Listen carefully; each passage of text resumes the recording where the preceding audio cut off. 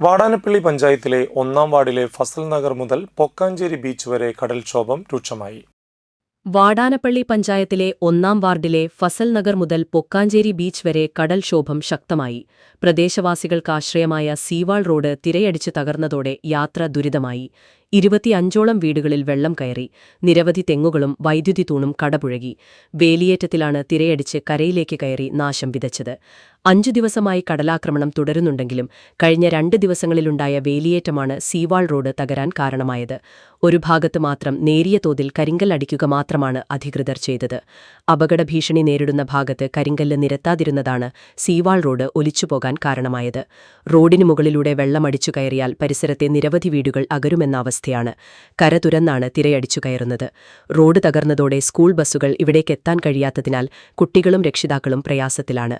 മേഖലയിൽ കടലാക്രമണത്തെ തടയാൻ ശാസ്ത്രീയമായി കടൽഭിത്തി നിർമ്മിക്കാതിരുന്നതാണ് കടലാക്രമണം ശക്തമായി കനത്ത നാശം നേരിടാൻ കാരണമായത്. മുൻ വർഷങ്ങളിൽ നിരവധി വീടുകളും റിസോർട്ടും വരെ തകർന്നിരുന്നു.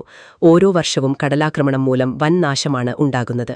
കഴിഞ്ഞ 25 വർഷത്തിനുള്ളിൽ 100-ലധികം വീടുകളും ഏക്കർ കണക്കിന് സ്ഥലവും പഴയതും പുതിയതുമായ സീവാൾ റോഡുകളും വരെയാണ് കടലെടുത്തുപോയത്. കടലാക്രമണത്തെ തടയാൻ പുതിമുട്ടോ ശാസ്ത്രീയമായ രീതിയിൽ കടൽഭിത്തിയോ നിർമ്മിക്കണമെന്നാണ് കടലോര നിവാസികളും മത്സ്യത്തൊഴിലാളികളും വർഷങ്ങളായി ആവശ്യപ്പെടുന്നത്. എന്നാൽ മാറിവരുന്ന കേന്ദ്ര സംസ്ഥാന സർക്കാരുകളൊന്നും വേണ്ട നടപടികൾ കൈക്കൊള്ളുന്നില്ല. അതേസമയം കഴിഞ്ഞ 2 ദിവസം കടലാക്രമണം ശക്തമാണെന്നും അടിയന്തരമായി കടൽഭിത്തി നിർമ്മിക്കണമെന്ന് 1-ാം വാർഡ് മെമ്പർ PK സുധർമ്മൻ ആവശ്യപ്പെട്ടു. ജനം ഭീതിയിലാണെന്നും റോഡ് തകർന്നതോടെ കുട്ടികളടക്കം സ്കൂളിൽ പോകാൻ പ്രയാസപ്പെടുകയാണെന്നും 25 വീടുകളിൽ വെള്ളം കയറിയതായും സുധർമ്മൻ പറഞ്ഞു. ഇപ്പോഴത്തായിട്ടുള്ള 2 ദിവസത്തുള്ള ശക്തമായ കടലേറ്റത്തിൽ വാടാനപ്പള്ളി ഗ്രാമപഞ്ചായത്തിലെ 1-ാം വാർഡിൻ്റെ ഫസൽ നഗർ മുതലുള്ള ഭാഗം ഏകദേശം സഞ്ചാരയോഗ്യമായ റോഡ് അടക്കമുള്ള ഭാഗങ്ങൾ പോയിരിക്കുകയാണ്.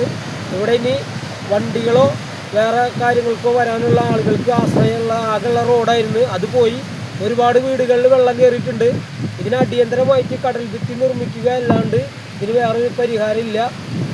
ജിയോ ബാഗോ മറ്റ് ബദൽ നടപടികളോ ചെയ്യാണ്ട് എത്രയും പെട്ടെന്ന് ഫസൽ നഗർ മുതൽ പൊക്കാഞ്ചേരി വരെയുള്ള ഭാഗം കടൽ ഭിത്തി കെട്ടി സംരക്ഷിക്കണമെന്ന് അഭ്യർത്ഥിക്കുകയാണ്. ഇപ്പോൾ തന്നെ ഒരു 10-25 വീടുകളിൽ വെള്ളം കയറിയിട്ടുണ്ട്.